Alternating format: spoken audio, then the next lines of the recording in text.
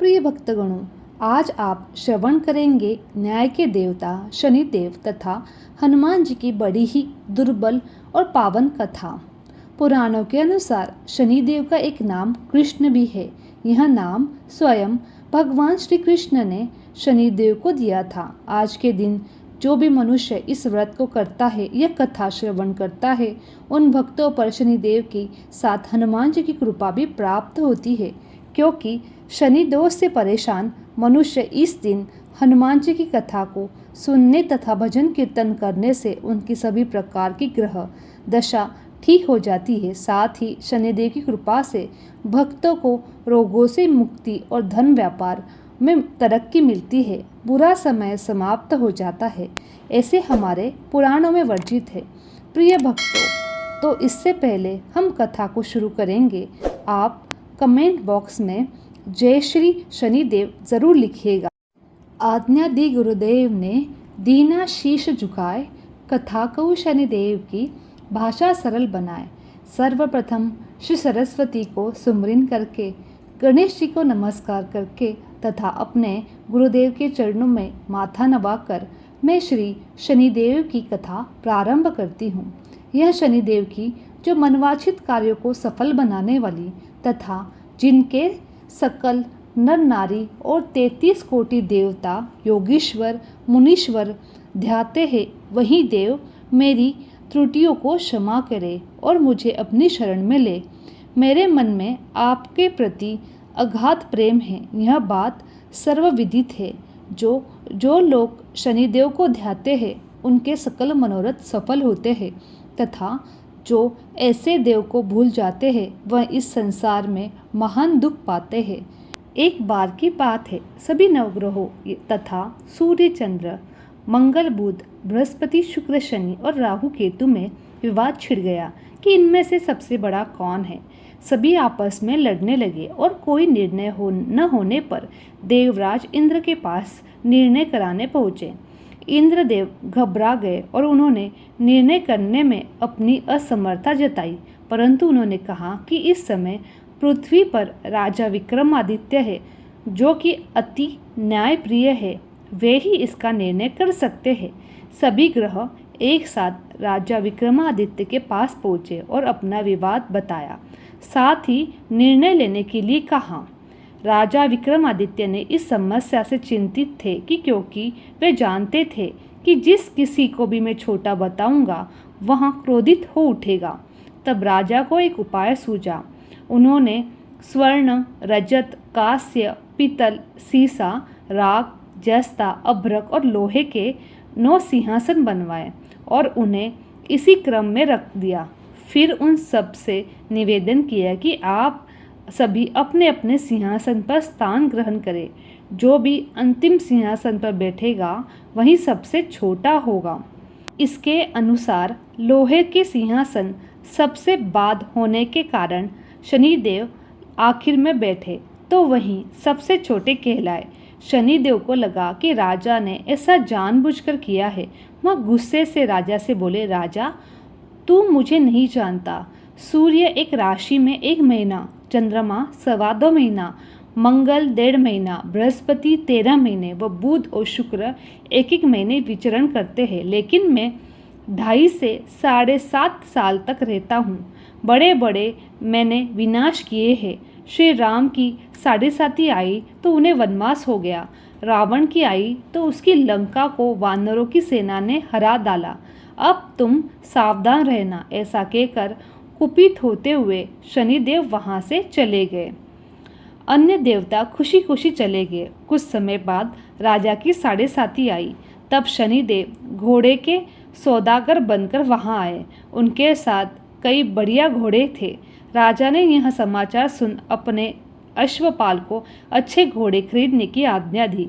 उसने कई अच्छे घोड़े खरीदे व सर्वोत्तम घोड़े को राजा की सवारी हेतु दिया।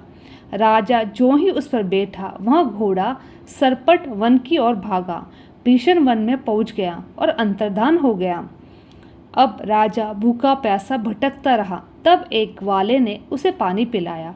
राजा ने प्रसन्न होकर उसे अपनी अंगूठी दी। वह अंगूठी देकर राजा नगर की ओर चल दिया।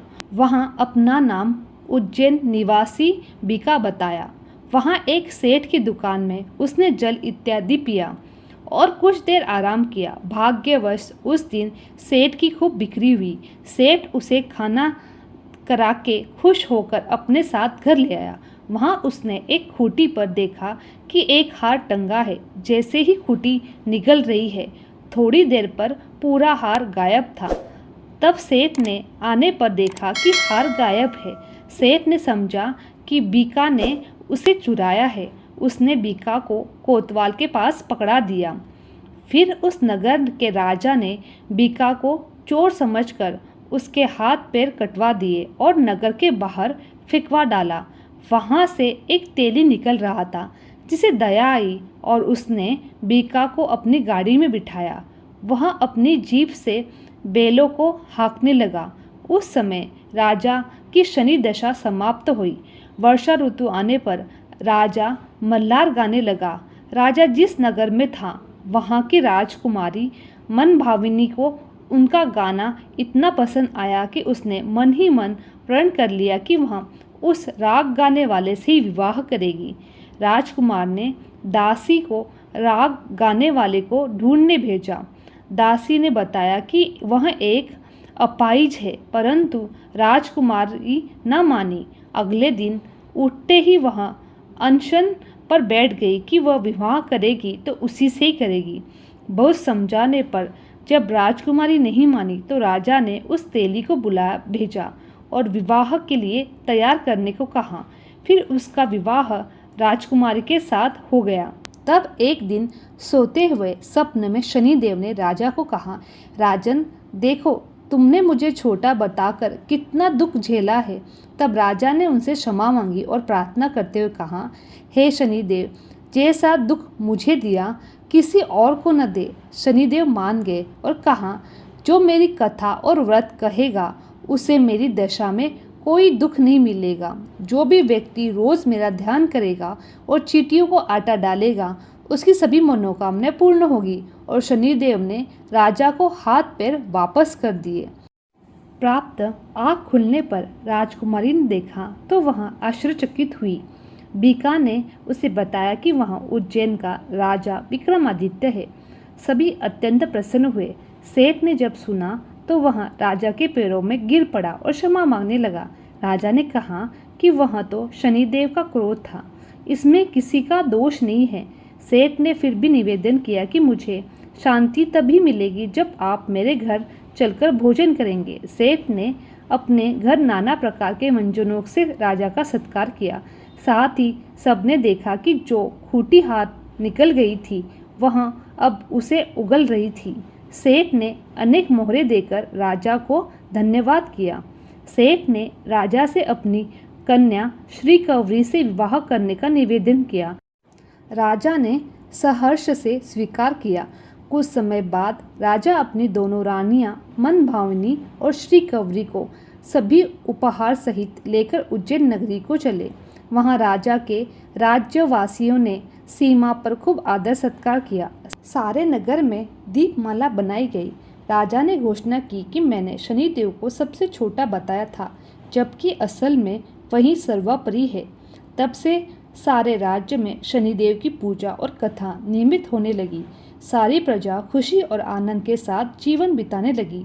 जो भी कोई शनिदेव की कथा सुनता है, पढ़ता है, उसके सारे दुख दूर हो जाते हैं। व्रत के दिन इस कथा को अवश्य पढ़ना चाहिए। बोलो शनिदेव महाराज की जय।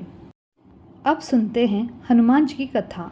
ऋषिनगर में केशव दत्त अपनी पत्नी अंजलि के साथ रहता था। संतान की इच्छा से दोनों पति पत्नी हनुमान जी की पूजा करते थे। वर्षों तक व्रत करने के बाद भी कुछ भी नहीं हुआ।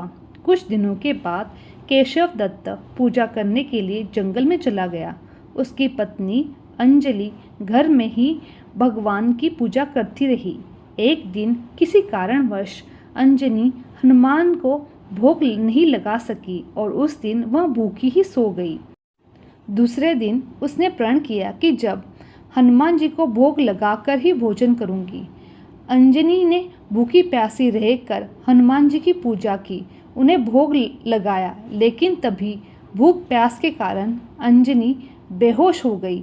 हनुमान जी ने उसे स्वप्न में दर्शन देते हुए कहा, उठो पुत्री, मैं तुम्हारी पूजा पाठ से बहुत प्रसन्न हूँ। तुम्हें सुंदर और सुयोग्य पुत्र होने का वर देता हूँ। तत्काल अंजनी ने उठकर हनुमान जी को भोग लगाया और स्वयं भोजन किया। हनुमान जी की अनुकंपा से अंजनी ने एक सुंदर शिशु को जन्म दिया और जन्म लेने के कारण उसका नाम उन्होंने मंगल रखा। कुछ दिनों बाद अंजनी के पति केशव दत्त भी जंगल से लौट आए। उसने मंगल को देखा तो अंजनी से पूछा, यह बच्चा किसका है? अंजनी ने कहा, हनुमान जी ने दर्शन देने और पुत्र प्राप्त होने का वरदान देने की सारी कथा सुना दी।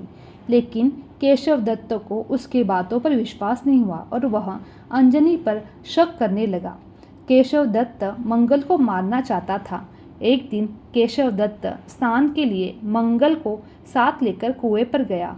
केशव दत्त ने मौका देखकर मंगल को कुएं में फेंक दिया और घर आकर कह दिया कि मंगल तो मेरे साथ नहीं गया। लेकिन तभी पीछे से मंगल दौड़ता हुआ आया।